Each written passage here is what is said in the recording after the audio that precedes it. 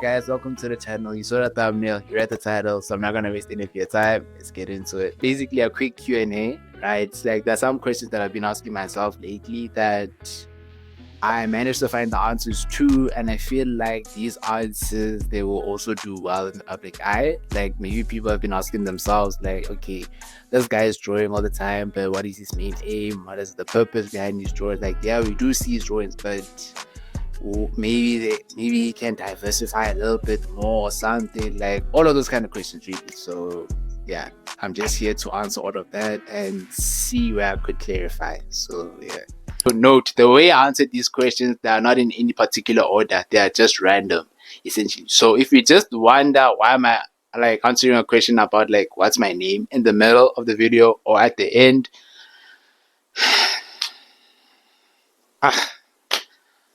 just understand, please understand.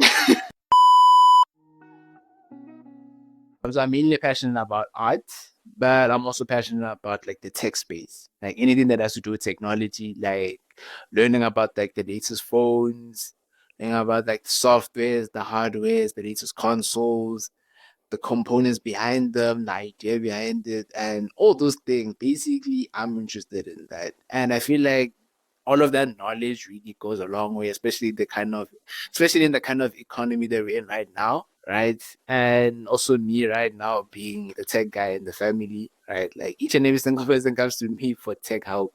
Like if my sister needs help with like the laptop, maybe it's running a bit low on space, she comes to me for that. If my mom is having difficulty with the Wi-Fi, like her phone can't connect, then I kind of diagnose the situation, see it, and then kind of help out. So it really does help for me that I'm passionate about such things, and yeah, that's what I'm passionate about. So what was the first thing I remember drawing?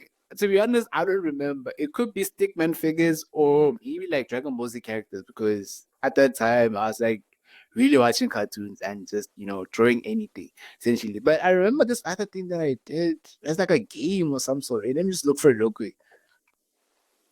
Here's the thing. So Elmo X Fifth Edition. This was, by the way, my first game that I designed, right? Because at that time I just thought that maybe making games was so simple. You just get a computer. I don't know the design or the process about making a game, but I just thought, come up with the concept. I'll go to someone, make me this game, it comes to life, and then I'll play it. Because I made it and then I'll be happy. I really thought it was that simple, but no, it's not like that. But here's the cover though. It's called, yeah, like I said, Elmo X Fifth Edition. Like, like the character here, he had like flaming hair like Goku. Here, like the skull head. And here's like I don't know what was this or whatever, but yeah, like I said, I was interested in everything, and that's where my interests were essentially. So yeah, man, that was like the first thing that I remember drawing essentially. So yeah. So if any gaming developers watching this video, please do what's right. Please make younger me happy by creating this game. I don't know how, but please do so if possible. If possible. So there are two artists, right? It's Calvin Okafor and Sylvie Mata, right? I don't know if I pronounced that last name right, but if I pronounced it wrong, I'm sorry. But mainly between the two, it's actually Calvin. And if I was to talk about that man's work, we're gonna be here for a long time. But I just love how he focuses his attention to his subjects in terms of like capturing the essence and capturing like that likeness, like fully so. And he really doesn't miss when it comes to like drawing his subjects. Like he draws each and every single pore, each and every single hair that's found like in on the subject. And that's what I really love in terms of his work. Like his attention to detail. You'd be mistaken that it's a photo or whatever, but it's actually just him using these two hands to create something like that. So not to say that he's trying to mimic a photograph, no, he's just trying to capture the essence of the person. And that's also how my art is like essentially. You see, his work is really amazing to be honest. Especially the one that really blew me away is the work of Winnie Harlow, if I'm not lying. Yeah, but I'll just see if I can put up a picture right here. But that drawing that he made, I don't know if he still has right now, but that was like the drawing that really blew me out. I was like, he really did that with his two hands. I also think he drew Naomi Campbell also, but the one of Winnie Harlow is the one that blew me away. But yeah, Calvin Okafor, he focuses also, like, let me just say he focuses on hyperrealism essentially. So yeah, man, I really aspire to just be an artist like him essentially. And when I look at his works, I don't get demotivated. Like I said, I have a curious mind. Like I actually think beyond what people see. Like they might see that, oh, okay, it's a nice work, it's so wonderful, it's out of this world. I then sit down and look at that artwork and think, how did he do this? And I go out in the field and then test out the theories that I might possibly have in terms of how you could achieve that effect. And I'm slowly getting to it, but I will reach there. I will reach there. So yeah, those are two artists. So it's Calvin Okafor and Sylvie Mata. Shy, kind of funny. Apparently, I'm funny. So, ha, full of love, passionate, understanding, considerate, toxic. That's just for me, though. There's a deeper explanation, but let me not explain. Toxic, stubborn, a little bit stubborn, a little bit low key stubborn, appreciative, creative, tech savvy, curious, contextually wise, a bit of a Dr. Phil in there. He's self-aware, observant, silent. Yeah, I think those are the few words I could describe myself. Yeah, those just a few, just a few. I don't know if I should mention this because I think I'll be sabotaging myself, to be honest, but I'm gonna mention it anyway. So whenever it comes to conversations, right, depending on what kind of a person you are as well, like if I can engage well with you in a conversation and we have like a similar mindset or whatever, I'll meet with that with you. But like I said, even though it's like a natural thing that it happens, right? But it really depends. It varies essentially. So whenever I talk to people, right, I like my main aim, right, is to get them to talk about themselves, right? Like there's nothing greater than a person talking about themselves because they'll actually love that, and we know that for a fact. Like if someone asks you like what do you do, you'll be so happy to like answer that question, right? So it's like when you do that and you're talking, I'll be there, I'll be like, I hear you. But meanwhile, I'm actually analyzing your face and just trying to figure out like how can I actually like draw your face. Like I break down your face into like simple parts. Like I look at the eyes, analyze how the eyes look like. I'm like, yo, damn, those are nice eyes. How can I draw that? Or there's like a nice, like you have like nice cheekbones. Maybe I can draw something or whatever. It just happens naturally. Like I don't know how it came about, but hey, it just happens. Like I don't know. And I just feel like maybe each and every artist could relate to this. I don't know. But yeah, whenever I just look at people, I just be like, this is a chance where I could get to draw them. I don't know. Me, that's how I said it depends on the kind of person I was resolving to. Not with everyone, but hey. And I feel like, yes, that like the over analyzing that I do in my mind is a bit hectic or whatever. But I feel like being able to pick up on the little things that other people look past by, it makes like the conversation more meaningful. And also for me, I actually have something that I have something to remember you by with. Like maybe I picked up on something about like your nose or something. Like I don't make it weird as well. Like I said, I make it like it's like a passing by compliment or something. Like I become silly with it or I make a joke, you see. So yeah, man. Like that's just me. So like I said, I love details or I love like looking past ordinary things that people would see on a base level. You see. So yeah, man. That's just it essentially. I actually have a whole list of pet peeves right here, like literally, right? And I'm just gonna like pick a few, like maybe like top five or like top three or whatever. But the first one on top of the list, it has to be can you draw me for free? Oh. The one that's similar to that one is can you give me a discount? Or can you draw me because of I'm your friend? Can you draw me because of you're my cousin? Or can you draw me because of I'm your family member, I'm your relative? Yo, I don't like. I just don't like it. Like, guys, can you go into Gucci and ask for a free shoe? If not, why? Even if your cousin or a family member of yours is working at that shop, they can't give you a shoe for free. You have to buy. That's what I'm just saying. Spending hours on a piece and still looks off, like that's just one thing that I don't like because especially like let's say for example, right, I took so much time on the outline drawing, right? That when I do the shading and whatever, right, I'd be like, no, this looks off. Why? And this usually happens when I'm at the end of like this okay, excuse me, this actually happens at the last stage of like the drawing, like on the final touch-ups. I just wonder, I'm like, why are you looking so off? Like, just look, go back to being normal. Like, please. I spent so many hours on this drawing. Can you just please go back? Like, just please do so. Like, don't look bad right now. You see, so that's another thing. Non-artists saying I can only draw stick figures, like stick man characters. So what I don't like about this is like you're limiting yourself in terms of like what you can draw and whatever. Like when a person looks at my artworks, they're like, yo, you're so lucky you can draw like this. I can only draw stick figures. Do you know if you can just ask me to teach you how to draw or get the basics? I'm willing to do so.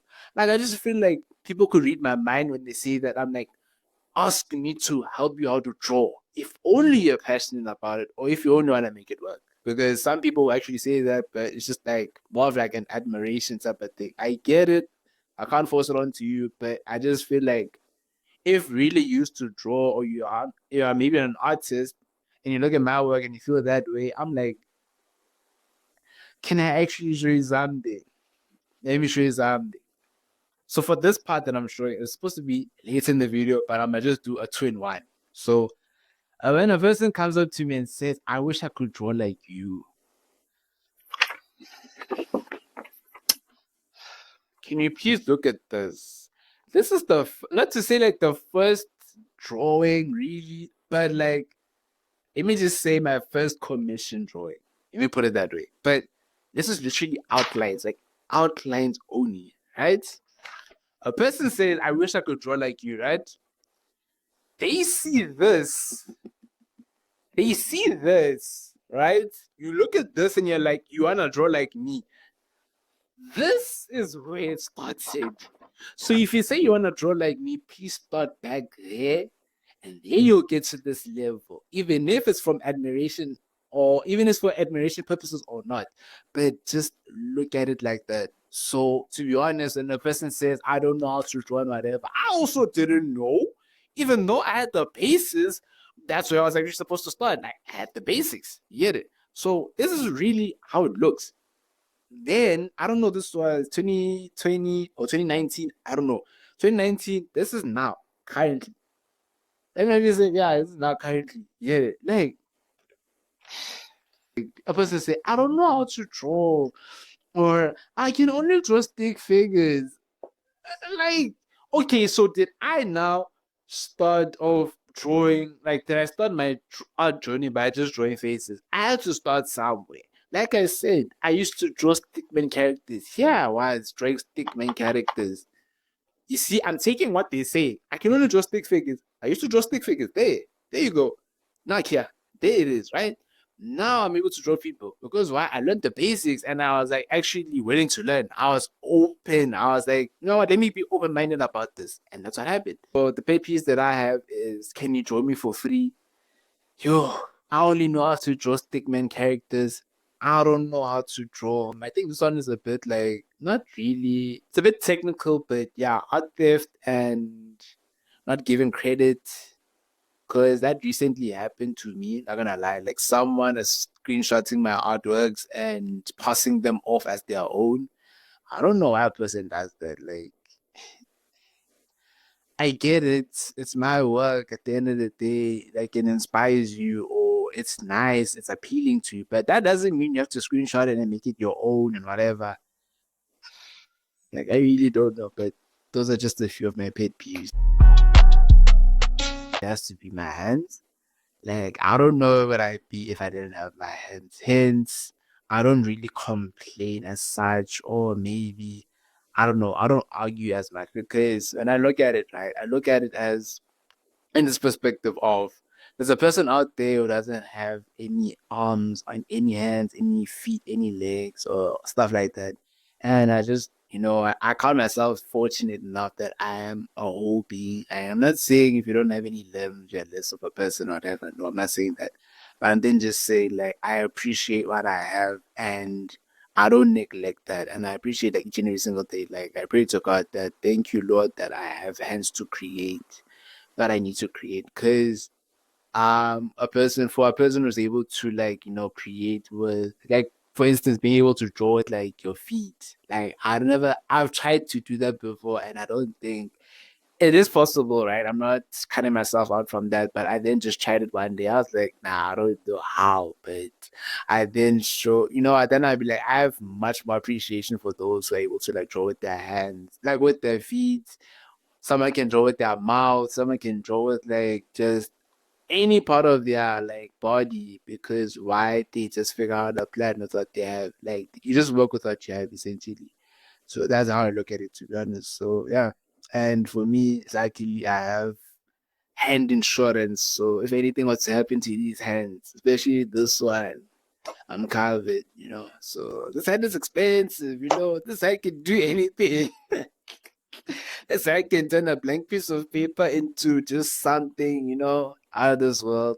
Just sentimental and yeah, man, that's just me essentially. I think my main aim when it comes to art, right, is just to create something sentimental, right? Like have someone to look at that drawing and just feel a certain type of way, whether it's a sense of happiness, a sense of solitude, a sense of calmness, peace. Like that's just the feelings that I actually aim for. When I was starting out, I was just drawing people because I had like the ability to do so. Like I could just take what I'm seeing on the phone and just put it on paper. It's that simple.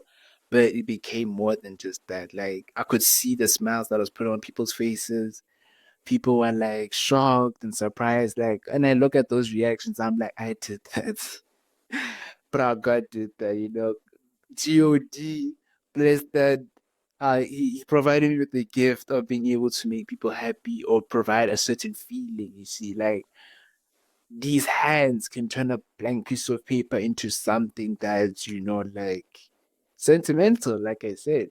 And I'm then just more than happy. And that's what I'm saying. Even if yes, there's the money side of it or whatever, but I then just feel like that's more important.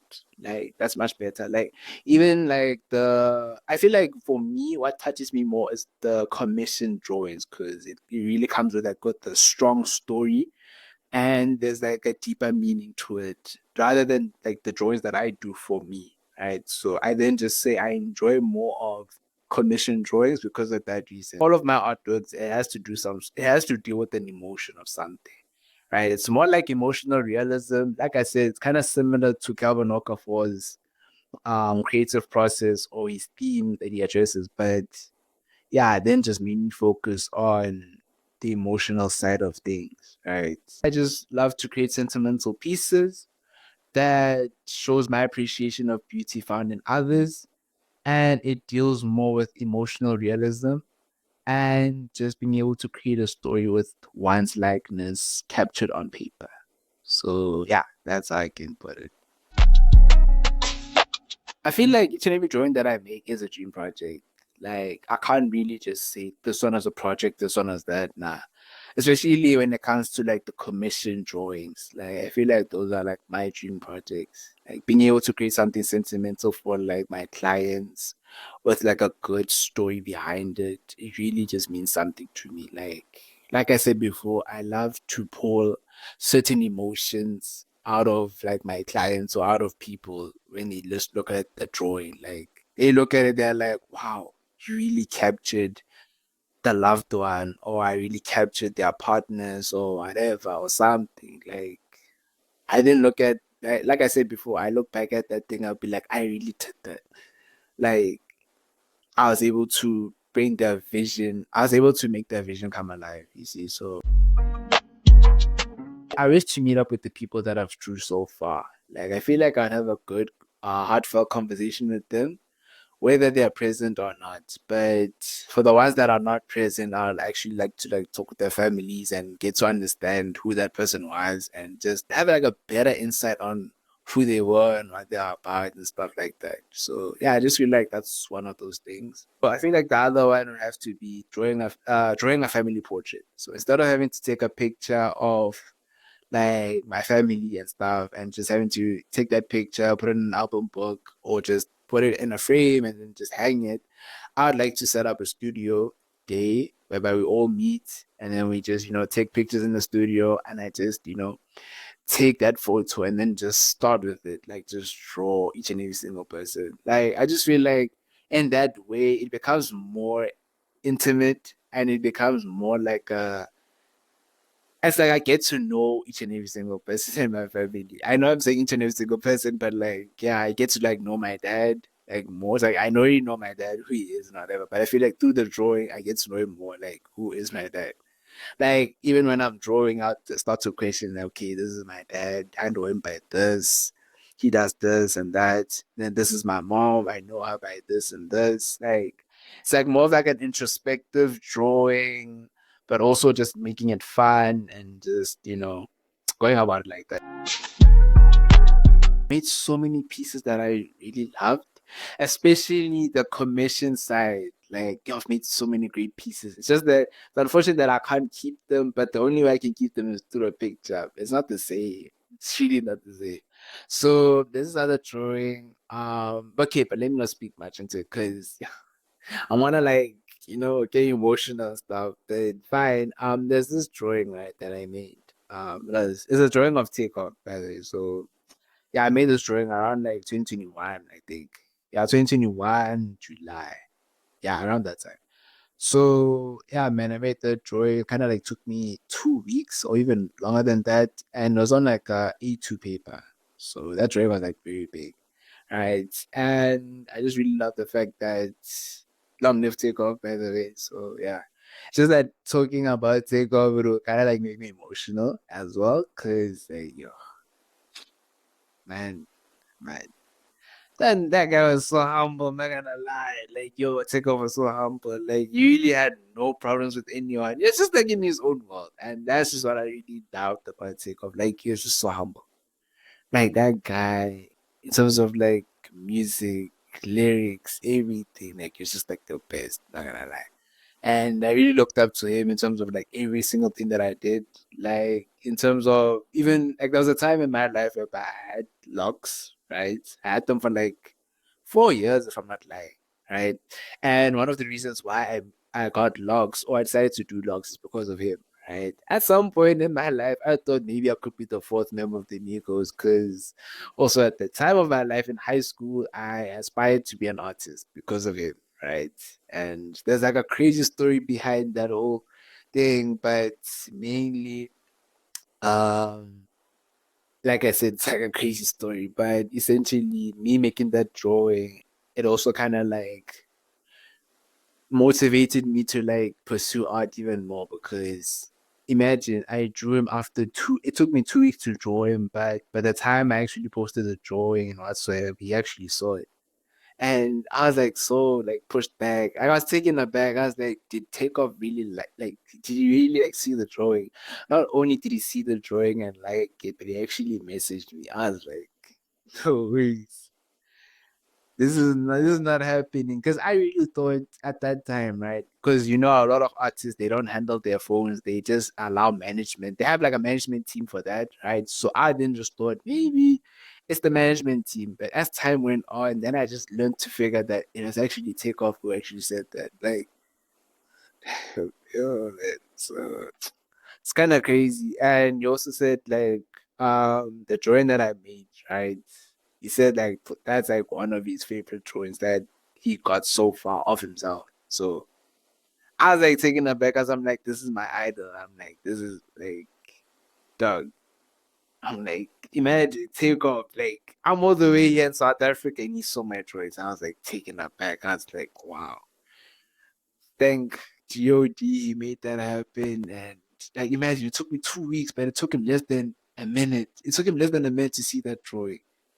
And I was so happy from that day forward. And yeah, man, he also wanted to like buy the drawing, but like I told him that I was like in South Africa and there's no way that I could send it out to him. And I really didn't know the rules and regulations around like delivering drawings from here to US. So yeah, man. But yeah, those are like that's like one of like the very biggest achievements in my whole life. Like in my whole art journey, like I don't think anyone can take that away from me. Like you can say anything, but you can't take away the fact that Takeoff saw my drawing, he shared it, he liked it. I talked to him. The only thing that I was left to do was just get a video call or just to call him. Like that was like the only thing. But I'm then just appreciative to the Lord, first of all, that he was able to see it. And yeah, man, like long live Take. And yeah, man, that's kind of like the biggest drawing that I've done so far. Like I can make many drawings from now onwards, but I didn't just know like that one that's like the one. So yeah, that's the one. The job, man. Long live Take. Long live Take. But yeah, man. People assume that I'm a girl. I don't know how we got to that conclusion, but I'm mainly referring to the people on YouTube, right? So this other day I posted this video and I saw a comment about this person just said, this is such a beautiful drawing, girl. I was like, wait. I acknowledge the compliment, but the last part is what I'm confused with. Girl, I actually replied to that comment by saying, I am a guy, but thank you though. I ended it there. So just to get it clear, I'll put it out there. I'm a guy, full goatee, full mustache. I don't know what else. Deep voice. You know what I'm saying? I'm a guy. Yeah. Other thing is that people they might not joke because I'm trying to like raise them up or something, and I really do not know where he got that idea from. Like I said, my purpose in art is just to create sentimental pieces and also appreciate the beauty found in others. Easy. So that's it. Man. I'm just appreciating the ladies also who support my content. That's it. If you love my drawings, you love my art, and you're sharing it out there, hey, who am I to blame? Who am I to neglect? The people who are supporting my stuff. So have fun. Embrace all the mistakes. In your mistakes, you find your corrections. And like the first drawing that I ever made looked like that, and then look at me now. Like there's still more to what I can do. There's still more room for improvement. But hey, I never tell myself that I'm stopping today. One drawing that I made today, there's a better one tomorrow, or there's a better one in the future. So just focus on that, and then you'll get there. Let me just say, the moment you figure out something like quick, it becomes boring. So just don't do that to yourself. Just, have fun with it. Take time with it. Even if you think like you got it, just push for more.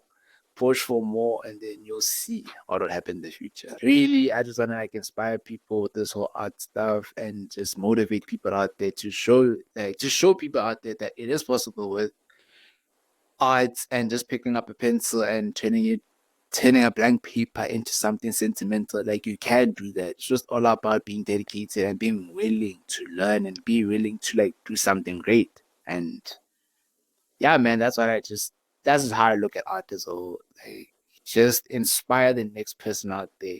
Like each and every drawing that I make, I'm inspiring someone out there, even if they may not see it, even though they might not see it now, but they'll see it in the future. So that is how I look at it, really. So yeah, man, just go out there, have fun, focus on your own art journey. Even if the next person has all the equipment, whatever, just focus on your journey. Build a great relationship with your art equipment, and it'll really take you that far. Right now, I have 800 subscribers. Imagine, I didn't think I'd get this far, especially because it's like an art channel. I have 800 subscribers. I have 1,300 followers on Instagram. I have maybe 1,300. Let me not say 1,300. Yeah, actually 1,300 followers on TikTok.